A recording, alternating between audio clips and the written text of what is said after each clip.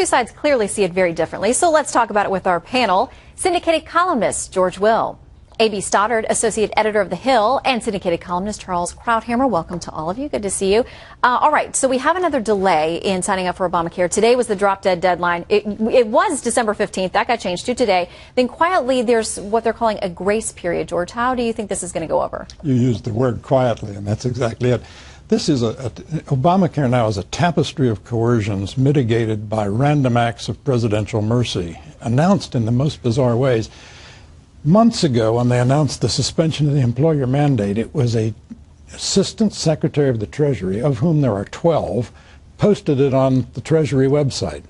Then, when they, a few days ago, suspended the individual mandate for certain preferred people, that was announced in a letter from Secretary Sebelius to 6 Democratic senators, as though this was this law of the United States as their private property. This change today wasn't even announced. It was sort of discovered by the Washington Post.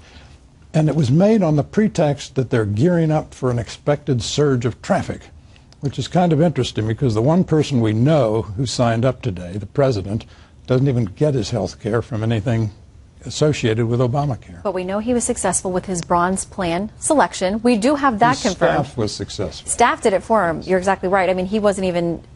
We were told he was involved in picking out the plan, but not the actual signing up process, which for a lot of folks has been the most frustrating part of the whole deal so far. He was there in spirit when they signed him up. That counts, right?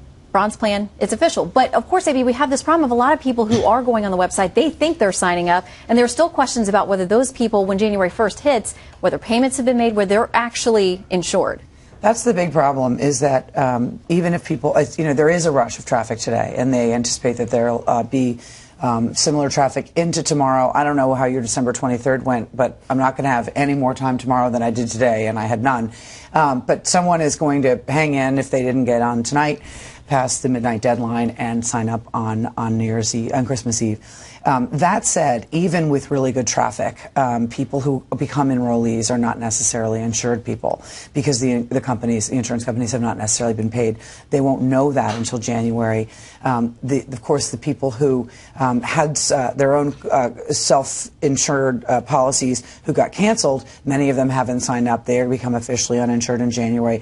The administration is trying desperately with a PR campaign, encouraging happy hour talks and Pajama Boy and the president signing up. But I think what happens with rolling exemptions, extensions, waivers, delays, is it tells young people who they need in the system desperately that this is obviously going to go away, that there's just no way it'll still really be a real requirement so they can blow it off. And that's really the concern, obviously, with the whole system surviving. Well, and Charles, the supporters will say the president and the administration, they're making changes. They need to, just as when you implement any massive new law and handling such a big part of the economy, that's what presidents do. They make laws workable. They tweak them.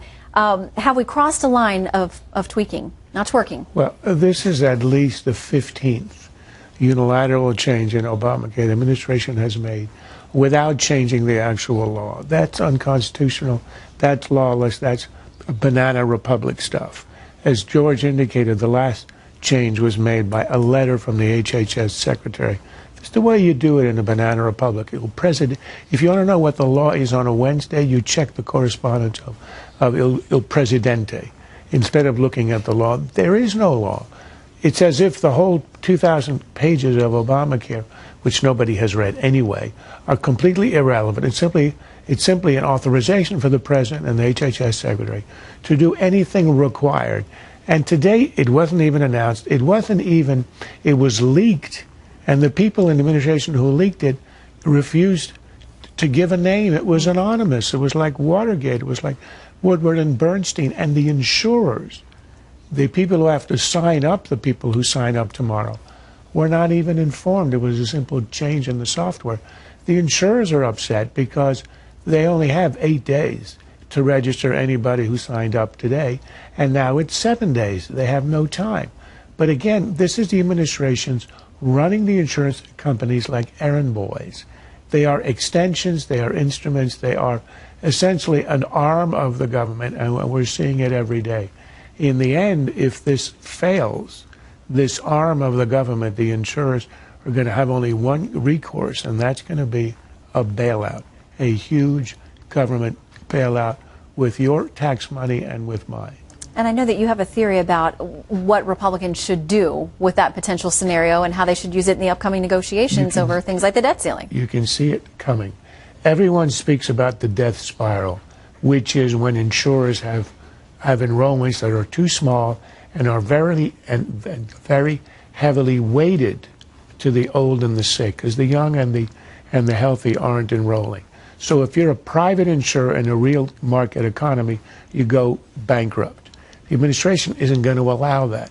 It's going to have to pump in tons of money as a way to keep the insurers alive and to keep Obamacare alive, which is why, since this is utterly inevitable, the GOP ought to make a stand today and declare they're not going to allow that, and put legislation out there which will have overwhelming support in the population. Well, we know one of the things they're working on the House, George, is these Republicans who've gotten together to say that they want to institute a lawsuit against the executive branch because of all these arbitrary changes. It'll involve getting the speaker involved and getting it to the floor. Do you think they have a shot? Well, I think they do. They have to assert standing, and I think they can claim an injury, which is they're paid and were elected to make the laws, and they now see that they've been a marginalized institution. That there used to be three steps to making a law. The Senate passed it, the House passed it, the President signed it. Now we have a fourth, which is bureaucrats, presidents, press spokesmen, just amend the law at whim. This is government by executive will, and it is anti-constitutional, if not technically yet unconstitutional.